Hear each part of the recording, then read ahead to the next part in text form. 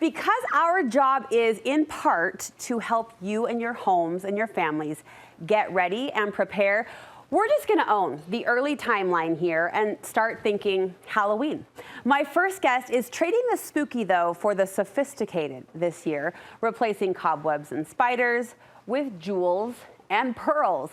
This DIY project elevates Halloween and it brings the bling in a serious way. The very talented Michelle Bauer is here with this standout idea for bringing a little beauty to the holiday. Can I say that? Can Halloween be beautiful? It certainly can. It can after today. This is stunning. It's so fun. Describe what you did, Michelle. Okay, so I'm calling it vintage jewelry art. Oh my gosh. So basically, I mean, it looks fancy, but I bet a lot of the items you already have at home, you can use. So buttons, vintage jewelry, costume jewelry, beads, craft beads, anything like that will be perfect for this project. So collect your stash. Yes. Shop what you have. Yes. But I also imagine hunting for one or two newer pieces to be part of this curation, and this silhouette was a fun part of the process too. It certainly was. So you can go on Amazon and find vintage replicas, which I've used a couple of those. Okay, brooches, am I seeing brooches? Yep, you're seeing brooches, you're seeing earrings, like vintage earrings. I had a couple of those on hand that I just clipped the backs off because one was broken and one was not. I couldn't wear them. So I used those too. So it looks like it could be a legitimate heirloom piece. Have you stopped to factor how much or the cost of this total project?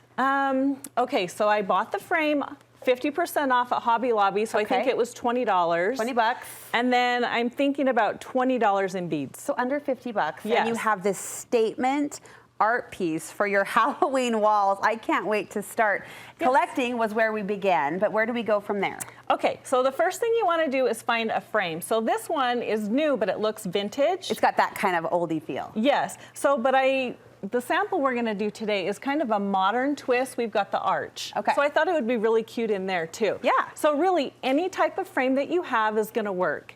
So you wanna pop the glass out. Okay. If it has a cardboard piece inside, we're gonna use that. That's a score. That is a score. You just won yourself a template. You did. I see what you've done. But if you don't have one, you can get a piece of cardboard or foam board or something like that and just cut one. And is that your back is foam, or what is this? So this was inside of here. That was the insert? That was the insert. So I covered it with velvet. So I got a piece of scrap velvet from Hobby Lobby just to make it look a little bit more opulent and fancy. So this is the tip of the day. What? Okay, I used hot glue at first to glue down the velvet and the beads, and they were popping off like popcorn. Oh no. Yeah, so I'm slowly replacing them with like E6000 or Gorilla. Go for the real stuff. Yeah, go for the real stuff. Okay. Because you'll be sorry. Okay. So basically what you do is just put a small bead of glue around the edges. Yes, my belly just got in the way. It's fine. Welcome to my life. It's fine. I love it. Let me stop cuddling and take a good foot step back. It's Embrace fine. it, right? Okay, so once you have your bead of glue there, basically just put your velvet on there, make it taut, wait for it to completely dry before we continue. Did you tuck or did you just trim? So I trim. So once it's completely dry, just flip it over and trim the edges off. Okay. And it's totally okay if it doesn't look perfect. It'll be hidden in the frame. Oh yeah, your seam's not even gonna show. Nope. I think you're right though about the opulence of the velvet. You would need that sheen or that richness of the fabric to complement the look, right, of the jewels. Yes, for sure. It so just pretty. makes them pop and kind of fits the vibe of it. Okay, now what? Okay, the next thing is you're gonna find a cute ghost. Has to be cute. It has to be cute. No scary. No. No drippy cheesecloth effect on the hands. So go to Google machine, find your favorite ghost. Okay, we're gonna lay it down on the velvet. And you did the eyes. You want, right? Oh yes. Cut it out. Oh yeah. Cut the eyes out, and if it has a nose, cut the nose out. Okay. Okay. Good. Fine. Okay. Now we're gonna trace around the outside of it. If you want to put like little sewing pins in here to hold it down, if it's bigger, that's probably gonna help, but we'll just freehand it from here. So just go around the entire ghost with your chalk. Oh, you're just chalking the silhouette. Just chalking it, and this is not coming up very dark, but we can see it. So and that will just rub off? It'll just rub off. We'll cover it with the beads. Okay. So pretend like we went around the entire thing. Oops, my chalk just broke. Okay, so we have part of it. So I'm gonna flip it around. Oh, you've done a border. That's so smart. Yes, to kind of contain everything. So once you have your chalk mark, we're gonna take just random small sizes of pearls that you can get at Hobby Lobby, and we're gonna do the outline first. And we're gonna fill in the eyes and the nose first. And I just use black beads for those. Okay, okay. Okay, once that's set up and dry, again, E6000 or Gorilla Glue. Yes, ma'am. That's when we're gonna take the earrings and the brooches or whatever you have. That's when the fun part of the party starts. Yes, and just start. Did you placed before you adhered, right? I didn't. Oh, you just kind of went for it. I went for it. And did it fit like a puzzle in the end? You were able to find the right pieces to fill the right gaps? At the end, you'll find there's little gaps, but we're gonna fill them in with the small beads anyway. Okay, all right. So, yeah, so I just started laying them down, gluing them. See, I would almost question myself, like, is this going to work? But I guess there's no big rhyme or reason, like they all sort of blend in one big bling. They really do. And if you had, this is a vintage earring, you can see.